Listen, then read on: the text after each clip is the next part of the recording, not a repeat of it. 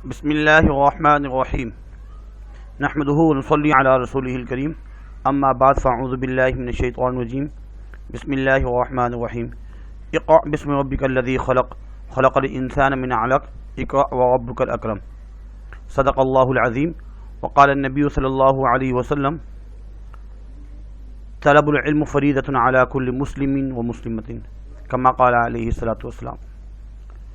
آیت پڑھی وہ بھی علم سے متعلق، اور حدیث میں بھی فرمایا گیا علم حاصل کرو، فرض ہے علم حاصل کرنا ہر مسلمان مرد عورت پر۔ کبھی کبھار حالات اس قسم کے آ جاتے ہیں، بیماری جو ابھی وبا پھیلی ہوئی ہے، تو فزیکل کلاسیں وقتی طور پہ نہیں ہو پا رہی اور ریکارڈیڈ اور آن لائن کلاسز چل رہی ہیں، ڈسٹینس لرننگ پروگرام چل رہا ہے، کہیں جگہ زوم پر بھی کلاسز ہو رہی ہیں، لیکن کچھ ٹیکنیکل ایشوز کی وجہ سے ریکارڈیڈ میں ہی بہتری تھی، تو ریکارڈیڈ جو پروگرام کی ترتیب بنائی ہے وہ آپ کے فائدے کے لیے بنائی۔ بیٹا علم تو حاصل کرنا ہے، ہر حال میں حاصل کرنا فرض ہے۔ تو آپ لوگوں کے پیپر ہونے والے ہیں، عنقریب ہو جائیں گے، 4-5 مہینے ہی رہ گئے ہیں، لیکن تیاری تو کرنی ہے۔ ابھی ہم پی ایس ٹی میں پہلا چیپٹر آج سے شروع کریں گے۔ پہلے تھوڑا سا انٹروڈکشن پڑھایا تھا، اور آپ کی بک میں جتنے بھی شارٹ کوسچن آنسر ہیں، لانگ ہیں، ان کو ہم نے پڑھا تھا۔ تو ابھی آپ پڑھنے کے لیے بالکل ریڈی ہو جائیں۔ ویکلی آپ کی پی ایس ٹی کی ایک کلاس ہوتی ہے، اپنی کاپیز وغیرہ اپنے ہاتھ میں رکھ لیجئے، پین وغیرہ ہو، بہتر ہے کہ بکس وغیرہ اگر ہے تو بکس بھی اپنے سامنے رکھیے۔ بیٹا آج جو ہم یہ پڑھ رہے ہیں، اگر لیٹ کے سنیں گے تو نمبر بھی ایسے ہی آئیں گے۔ ادب کے ساتھ شوق سے ذوق سے پڑھیں گے، محنت سے پڑھیں گے، امید کی جاتی ہے کہ اچھے نمبر آ جائیں گے۔ اسلامیات میں آپ نے جتنی محنت کی وہ بات کی بات ہے، لیکن ابھی پی ایس ٹی میں جتنی محنت کریں گے تو مثال کے طور پر اگر آپ کے 42 مارکس آ جاتے ہیں 50 میں سے، تو اسلامیات میں آپ کی 3% بڑھ جائے گی اور 42 اس میں مارکس مل جائیں گے۔ اگر اس میں نمبر کم ہیں تو اس میں بھی کم ہیں، کیونکہ فرسٹ ایئر کی آپ کو پروموٹ کیا گیا تھا، تو اس کے اعتبار سے اس کے نمبر بھی ملیں گے، سیکنڈ ایئر کے اعتبار سے فرسٹ ایئر کے نمبر ملیں گے۔ اس لیے فرسٹ ایئر میں آپ کو بیٹا بہت محنت کرنی ہے، بہت محنت کرنی ہے۔ آپ کے سامنے chapter number 1 establish of Pakistan, قیام پاکستان سے چیپٹر نمبر 1 ہے۔ اس میں 9 کوشچن انشاءاللہ العزیز ہم آج 9 کوشچن پڑھیں گے، اور بیٹا ان 9 کوشچن جتنے بھی نظر آ رہے ہیں، پہلے انٹروڈکشن میں نے آپ کو سمجھائے تھے، condition of South Asia before the advent of Islam, Aligarh movement, 2 nation theory, comparison of Muslim and Hindu society, ideology of Pakistan, partition of Bengal, objective of all India Muslim League, Lucknow pact, Khilafat movement. یہ 9 question ہیں، اور board میں آپ کو صرف 6 question کرنے ہوتے ہیں۔ بیٹا میرے سامنے ابھی 5 ایئر ہے، 5 ایئر سے میں نے اس کو چیک بھی کیا ہوا ہے۔ اگر آپ یہ دیکھیں تو سا اپنی کاپی میں اس کو نوٹ ڈاؤن کر لیجئے کہ اس میں سے ایسے بھی کوشچن ہیں جو 1 سال میں 3 مرتبہ آئے ہیں، 1 سال میں 3 مرتبہ آئے ہیں۔ بیٹا اگر آپ دیکھیں 2014 میں کوشچن نمبر 3 2 نیشن تھیوری، اور 2014 میں آپ کا 8 کوشچن ہے لکھنؤ پیکٹ، اور 2014 میں آپ کا خلافت موومنٹ جو اس میں ہے نمبر 9 والا۔ یہ تینوں کوشچن یہ 2014 میں آئے ہیں، 6 کرنے ہوتے ہیں، 3 تو اس میں آ گئے ہیں۔ ایسے ہی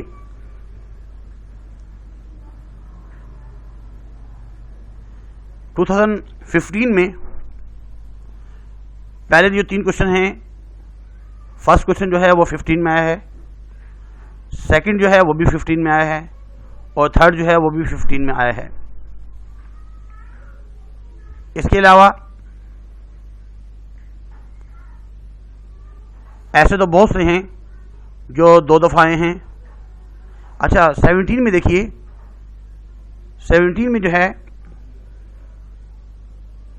وہ جو ہم کوشچن نمبر 1 پڑھیں گے اس میں اس کی کاسٹ ہے، ذات ہندوؤں کی.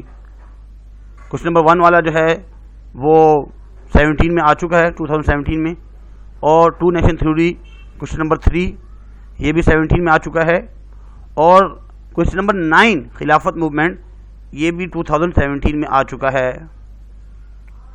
اس کے علاوہ اس میں 2011 میں کوشچن نمبر 1 اور کوشچن نمبر 7 جو ہے وہ جو ہے آپ کے 2011 میں آ چکا ہے. ایسے اگر 2010 میں دیکھتے ہیں تو کوشچن نمبر 2 اور 8 لکھنؤ پیکٹ اور علی گڑھ موومنٹ یہ آپ کا جو ہے 2010 میں آ چکا ہے. اور 19 میں ابھی جو لاسٹ ٹائم جو پیپر گزرے ہیں، آپ کو جو پہلا کوشچن ہے condition of South Asia before the advent of Islam, یہ آپ کا کوشچن جو ہے 19 میں آیا ہے، اور خلافت موومنٹ یہ بھی 19 میں آیا ہے. یوں سمجھیں کہ یہ جو آپ کے سامنے ہیں 9 کوشچن آج جو ہم پڑھیں گے انشاءاللہ العزیز، اس کے جو ہے 2 کوشچن اور 3 کوشچن لازمی بورڈ کے پیپر میں آئیں گے، کیونکہ یہ بہت ہی امپورٹنٹ ہے، موسٹ امپورٹنٹ. اس میں سے 2 کوشچن ایسے ہیں جو اتنے امپورٹنٹ نہیں ہیں، وہ 10 ایئر میں تو نہیں آئے لیکن 20 ایئرس میں آئے ہیں. وہ کون سے ہیں؟ Comparison of Muslim and Hindu society, مسلم اور ہندو معاشرے کا تقابلی جائزہ. اس کے بعد نمبر 6 جو ہے پارٹیشن آف بنگال، یہ کوشچن بھی جو ہے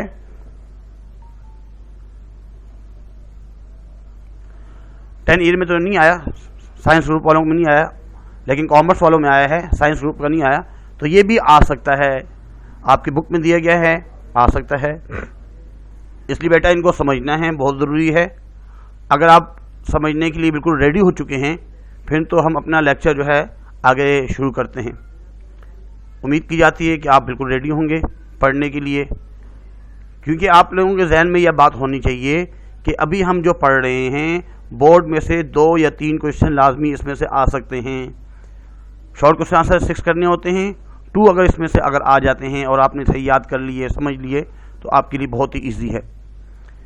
شروع کرتے ہیں، آگے سلائڈ چلاتے ہیں. کوشچن نمبر 1 جو ہے condition of South Asia of South before the advent of Islam. اسلام کی آمد سے قبل برصغیر پاک و ہند کے حالات بیان کریں، کیونکہ پاکستان اور انڈیا نہیں بنا تھا، برصغیر تھا، اور اس کے حالات کیسے تھے اس کے بارے میں. بیٹا اس میں ہم نے 3 باتیں، بہت ہی اہم بات لکھنی ہے. 3 باتیں دیکھیں. اس میں ایک تو بتانا ہے کہ پاکستان ہمارا جو ہے وطن ہے، پاکستان اور ڈیئر مدر لینڈ. اور اس میں ایک اور بات جو اہم ہم نے لکھنی ہے، جب اسلام آیا ہے جنوبی ایشیا میں تو اس وقت سے سمجھ لو کہ پاکستان بھی سمجھ لو وجود میں ہو گیا. اور آنے کی وجہ کیا بنی ہے کہ اس میں لکھا ہوا ہے Islam came to this region through Arab traders. عرب تاجروں کی وجہ سے اسلام آیا ہے. جب عرب تاجر آیا کرتے تھے تو اس وقت راجہ داہر جو ہے وہ بہت ظالم بادشاہ تھا ہندوؤں کا، اور بہت زیادہ ظلم کیا کرتا تھا. اس لیے انہوں نے عربوں سے بات کی کہ ہمیں اس ظلم سے نجات دلوائیں. انسانیت ہونے کے ناطے وہ عرب لوگ واپس گئے اور وہ اپنے جو ہے نا حکمران کو بتایا، خلیفہ کو بتایا. تو انہوں نے محمد بن قاسم کو بھیجا، اور محمد بن قاسم جو ہے نا 712 عیسوی میں 712 عیسوی میں راجہ داہر کے مقابلے میں آیا اور اس کو اس نے شکست دی. یہ بات آپ کو جو ہے یاد رہنی چاہیے کہ اس میں آپ نے محمد بن قاسم کا نام لکھنا ہے، راجہ داہر کا نام لکھنا ہے، اور اس میں جو ایئر ہے 712 جو ہے 712 وہ لازمی آپ کو لکھنا ہوگا. اس کے بعد ایک اور بات آپ نے لکھنی ہے، condition of South Asia before the advent of Islam. اسلام سے پہلے ایشیا کے حالات کیسے تھے. شروع میں تو آپ نے جو نا انٹروڈکٹری ورڈز بتانے ہیں، تعارف بتانا ہے، انٹروڈکشن بتانا ہے، اور اب جو ہے آپ نے یہاں پہ اس کی کنڈیشن بتانی ہے. بیٹا اس میں کیا بتانا ہے، 2-3 باتیں ہیں. ایک تو بات یہ بتانی ہے کہ اس وقت پورا جو جنوبی ایشیا جو ہے، ساؤتھ ایشیا، وہ چھوٹی چھوٹی ریاستوں پر مشتمل تھا، چھوٹے چھوٹے ملک بنے ہوئے تھے، ادھر ایک ریاست، چھوٹا ایک قبیلہ، ادھر قبیلے، اور جو ہمیشہ ایک دوسرے سے دست گرباں رہتی تھی، لڑتے جھگڑتے رہتے تھے. جو اس میں پاور والا ہوتا وہ جیت جاتا، اور ہندو جو ہے وہ تعداد میں زیادہ تھے، میجورٹی تھے، اس لیے وہ اپنی جو اقلیت والے ہیں، جو منورٹیز تھے، کم لوگ تھے، ان کو جو ہے نا وہ پریشان کرتے رہتے تھے. باقاعدہ کوئی خاص انصاف نہیں تھا، عدل و انصاف نہیں تھا معاشرے کے اندر، اور جو ہے نا ان کے جو معاشرہ ہے اس میں وہ جو سوسائٹی تھی وہ بھی جو ہے ڈیوائڈ ہوئی تھی. اور پھر ایک اور جو سوال جو ہے نا بورڈ کے پیپر میں آتا ہے، یہ جو اس میں لکھا ہوا ہے نا کہ ڈیوائڈڈ سوسائٹی جو ہے اس کی جو کاسٹ، ہندو کی جو 4 کاسٹ تھی، 4 ذاتیں تھی، کون کون سی تھی؟ ایک تو بیٹا برہمن، کھشتری، ویش اور شودر. یہاں پہ بھی لکھا ہوا ہے کہ برہمنز، کھشتریاز، ویشیاز اور شودراز، یہ 4 ہیں. برہمن جو ہے وہ تو عبادت خانوں میں، جیسے ہمارے علماء ہوتے ہیں ان کی سب پادری، پجاری وغیرہ، مذہبی لوگ ان کو برہمن کہتے تھے، پریسٹ.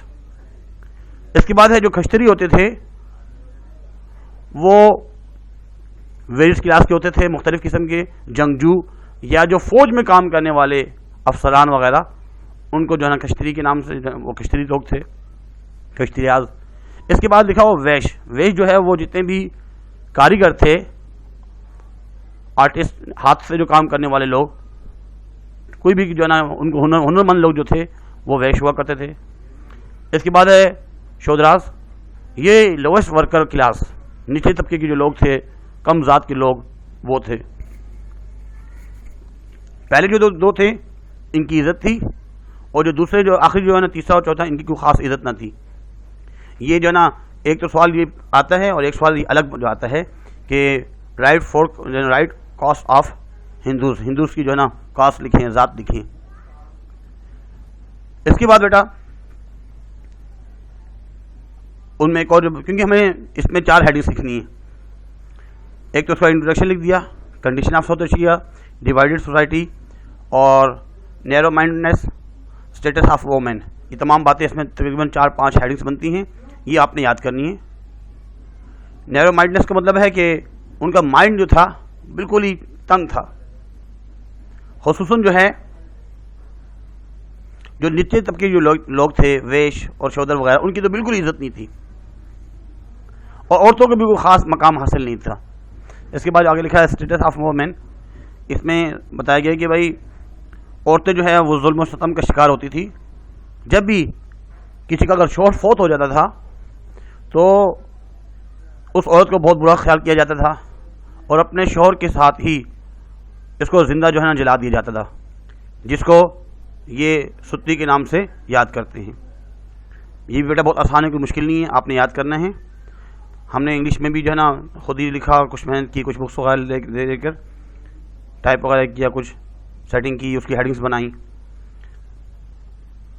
اچھا آگے دیکھیں بیٹا، وہ کوشچن نمبر 1 ختم ہو گیا. اب کوشچن نمبر 2. بیٹا کوشچن نمبر 2 جو ہے نا علی گڑھ موومنٹ.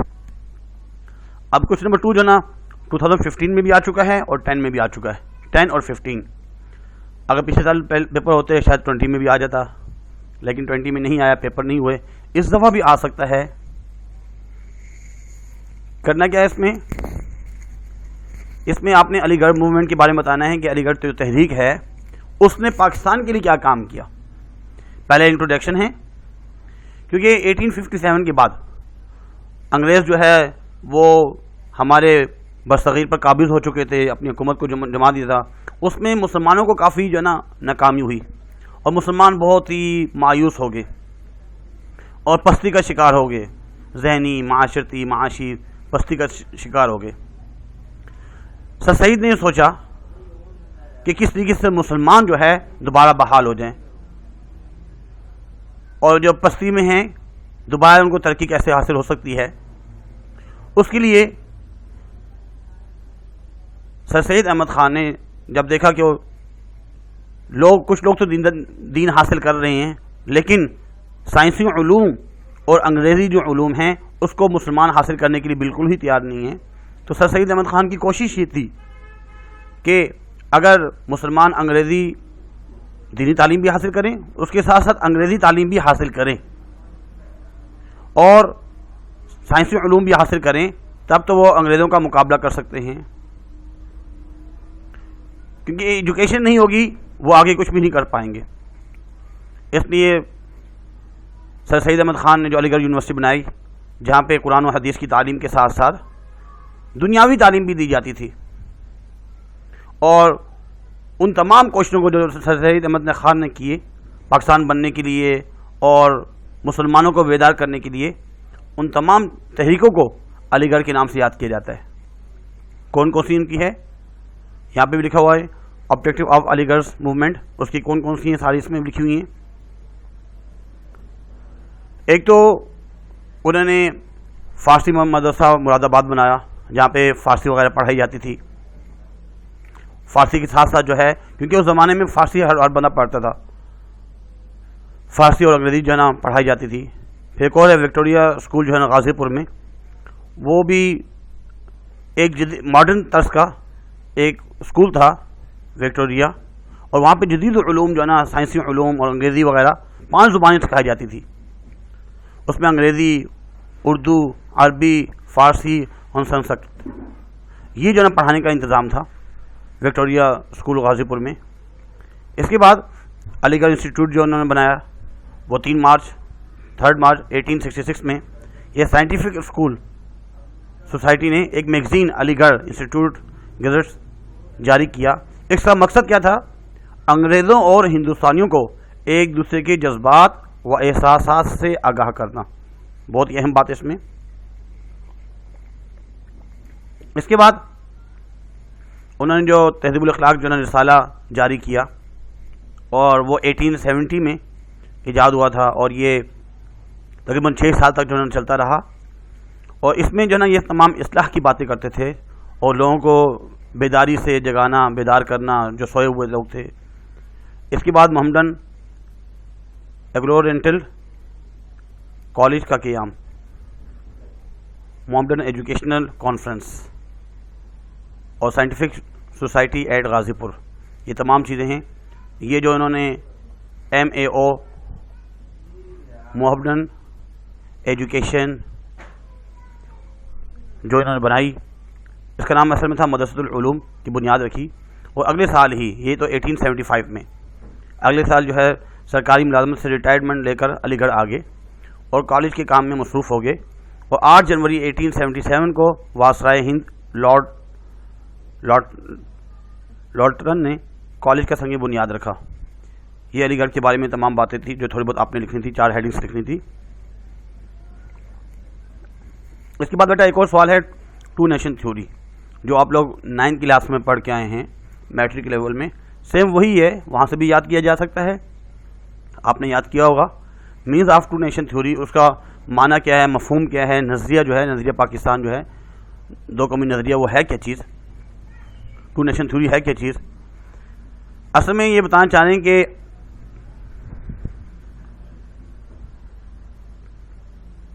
کہ دنیا میں جو ہے، پوری دنیا میں 2 گروہ آباد ہیں، 2 قسم کے لوگ ہیں۔ ایک وہ ہے جو مسلمان ہیں، اللہ کو مانتے ہیں، اور جو دوسرے لوگ ایسے ہیں جو اللہ کو مانتے ہی نہیں ہیں، اللہ کی نافرمانی کرتے ہیں۔ 2 گروہ، ایک مسلمان ہے مسلم، ایک نان مسلم ہے۔ اور ایشیا میں بھی، جنوبی ایشیا میں 2 قومی نظریے سے مراد وہ ہے کہ برصغیر پاک و ہند میں 2 بڑی قومیں آباد ہیں، مسلمان اور ہندو۔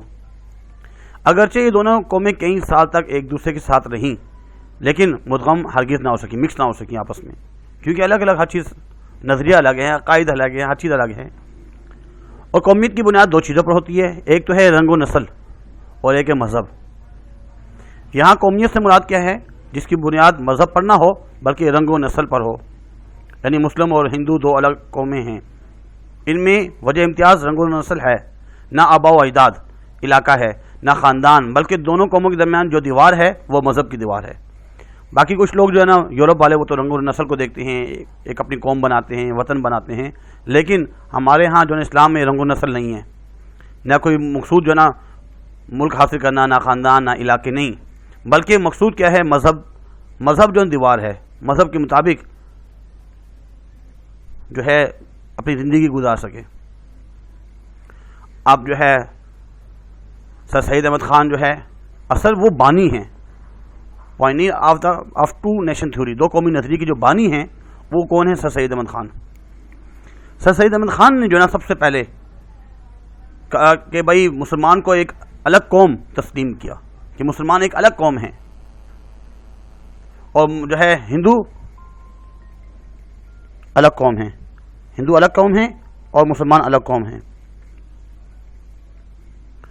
اور اس کے بعد ہے two nation theory in the view of Quaid Azam. Quaid Azam کی جو ہے نا کیا ہے؟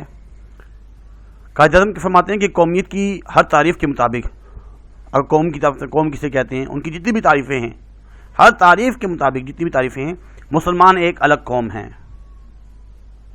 اور ان کے پاس اپنا وطن، اپنا علاقہ، اپنی مملکت ضرور ہونی چاہیے۔ جب الگ قوم ہے، اپنا ملک ہونا چاہیے، اپنا وطن ہونا چاہیے، اپنی مملکت ہونی چاہیے۔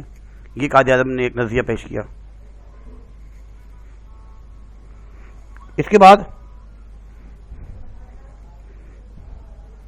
اگلا کوشچن جو ہے دو قومی نظریے کی اہمیت جو ہے یہ بھی سن لیجئے۔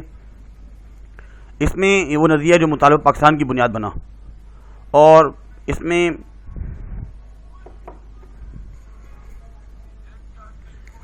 لے کر رہیں گے، اصل میں سب کا ایک نعرہ تھا کہ لے کر رہیں گے پاکستان، بٹ کے رہے گا ہندوستان، لے کے رہیں گے پاکستان، بٹ کے رہے گا ہندوستان، یہ۔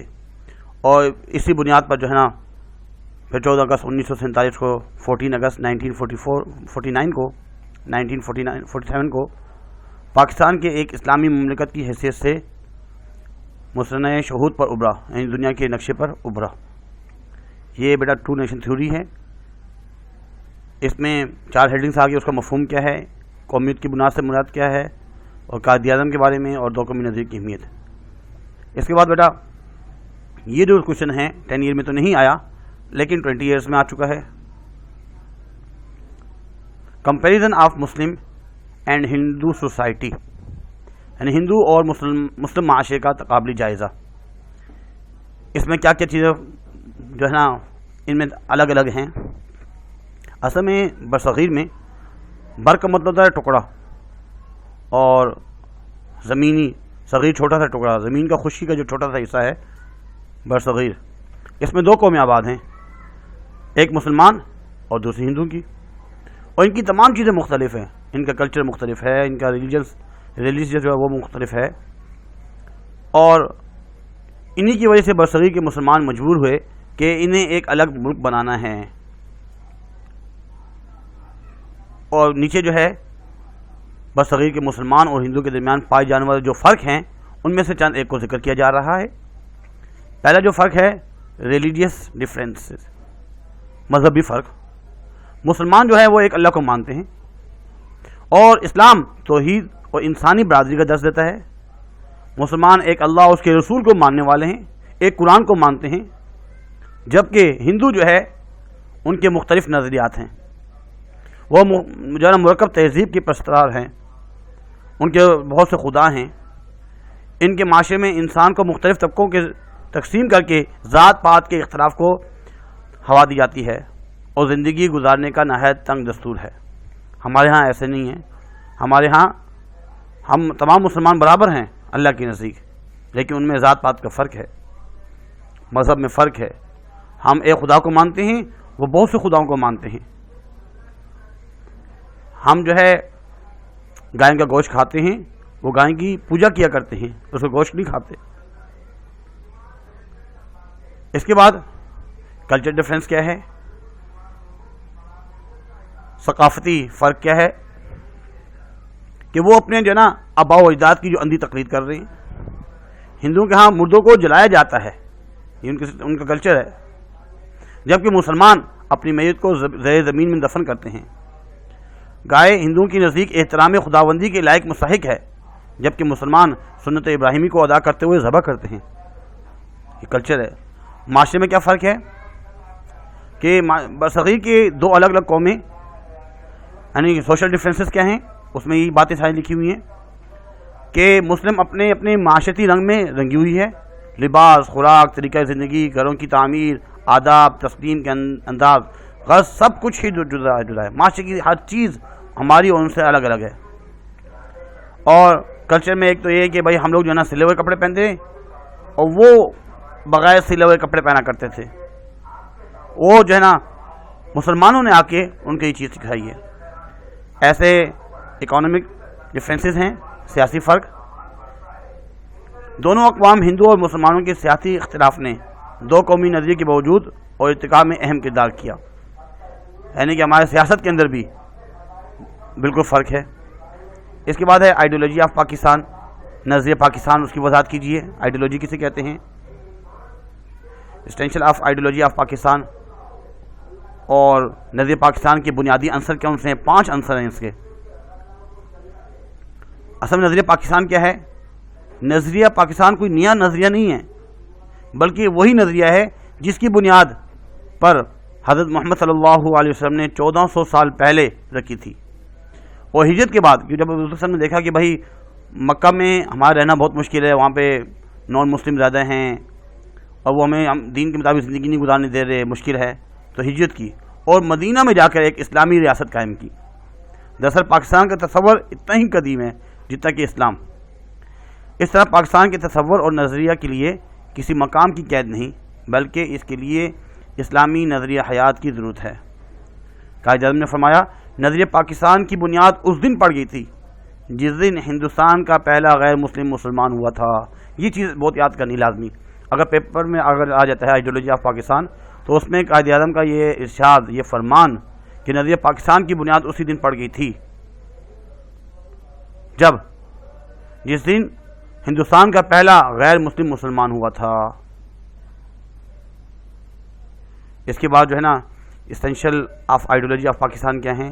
اس کے 5 ہیں، 5 اسینشل ہیں۔ کون کون سے ہیں؟ پہلا ہے اسلام۔ اسلام میں اصل میں یہ اسلام جو ہے پاکستان کی بنیاد جو ہے نا اسلام ہے، بنیادی اسلام ہے، اور یہ ملک اس لیے قائم کیا گیا کہ مسلمان اپنی انفرادی اور اجتماعی زندگی اسلام کے مطابق بسر کر سکیں۔ اور پاکستان کا باہمی رشتہ وہی ہے جو انسانی جسم کا روح کے ساتھ ہے۔ اسلام اصل تو اسلام ہے۔ اس کے بعد دوسری جو بنیاد ہے وہ ہے 2 نیشن تھیوری۔ اس میں بتایا جا رہا ہے کہ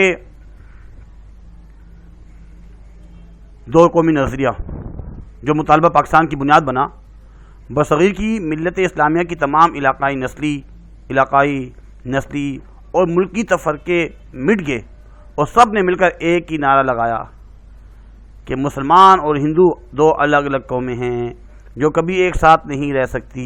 یہ 2 قومی نظریہ، مسلمان الگ قوم ہیں اور ہندو الگ قوم ہیں، وہ کبھی ساتھ نہیں رہ سکتی۔ اس کے بعد خطہ ارضی، ٹیریٹوریل لینڈ، خطہ ارضی۔ نظریہ پاکستان کا دوسرا مقصود یہ تھا کہ بھائی ہمیں ایک خطہ ملے، ایک زمین کا ایک ٹکڑا ملے جہاں پہ ہم جو ہے سالمیت کے ساتھ دین کے مطابق چل سکیں۔ دراصل نظریہ پاکستان کو نقصان پہنچانا ہے، اس کی علاقائی سالمیت کو نقصان پہنچانا دراصل نظریہ پاکستان کو نقصان پہنچانا ہے۔ خطہ ارضی بہت ضروری ہے۔ ڈیموکریٹک سسٹم، جمہوریت بھی بہت ضروری ہے۔ ڈیموکریٹک سسٹم یہ جمہور سے نکلا ہے جس کا مطلب ہے عوام یا قوم۔ پاکستان کا قیام جمہوری طریقہ کار کے مطابق عمل میں آیا۔ مختلف صوبائی اسمبلیوں کے ارکان نے عوام کی نمائندگی کرتے ہوئے پاکستان کے حق میں فیصلہ دیا۔ اکثر لوگوں نے حق دیا کہ ٹھیک ہے مسلمانوں کو ایک الگ ملک بنایا جائے ان کے لیے۔ اس کے بعد ہے اردو زبان۔ 1867 میں کچھ ہندوؤں نے اردو کی جگہ ہندی کو رائج کرنے کی کوشش کی، ایک تحریک چلائی اور اس بات کا اعلان کیا کہ اردو مسلمانوں کی زبان ہے اور ہندی جو ہے وہ ہندو کی زبان ہے۔ اس لحاظ سے نظریہ پاکستان میں اردو زبان کا کردار بہت کلیدی ہے، اہم ہے یہ۔ اچھا بیٹا، اس کے بعد تقسیم بنگال، پارٹیشن آف بنگال، اس کے بارے میں تقسیم بنگال جو ہے پارٹیشن آف بنگال 1905، اور اس کے بعد جو ہے نا 1906 میں مسلم لیگ بنی۔ اس کا مقصد کیا تھا تھوڑا سا سن لیجئے، بیک گراؤنڈ کیا ہے اس کا۔ بیک گراؤنڈ یہ ہے کہ جو برطانیہ والے ہیں، برطانوی ہند میں بنگال کا صوبہ آبادی اور رقبے کے لحاظ سے دیگر تمام صوبوں سے بڑا تھا،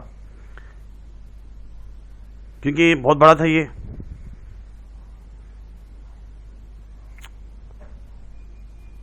اور ایک اندازے کے مطابق اس کا کل رقبہ 2 لاکھ مربع میل ہے، 2 lakh square kilometre, square miles, اور اس کی آبادی 8 کروڑ 50 لاکھ کے لگ بھگ تھی، 8 کروڑ 18 ملین پاپولیشن، بہت زیادہ اس کی جو ہے پاپولیشن تھی، آبادی تھی۔ 1905 میں جس وقت لارڈ کرزن ہندوستان کا وائسرائے تھا، اس کی سفارش پر برطانوی پارلیمنٹ نے انتظامی سہولت کے پیش نظر بنگال کو 2 حصوں میں تقسیم کرنے کا منصوبہ منظور کر لیا کہ بہت بڑا ہے، اس کے 2 حصے کر دی جائیں، ٹکڑے کر دی جائیں، الگ الگ کر دی جائے، کیونکہ انگریزوں کے مطابق اتنے بڑے اور وسیع صوبے کا انتظام صحیح طریقے سے چلانا ایک گورنر کی بس کی بات نہیں تھی۔ اس کے نتیجے میں بنگال کے 2 صوبے بن گئے جی، کیونکہ بہت بڑا رقبے کے اعتبار سے بھی زیادہ تھا، آبادی بھی زیادہ تھی، اور یہ تو پکی بات ہے کہ اتنے بڑے بڑے شہر نہیں ہونے چاہیے، علاقے نہیں ہونے چاہیے۔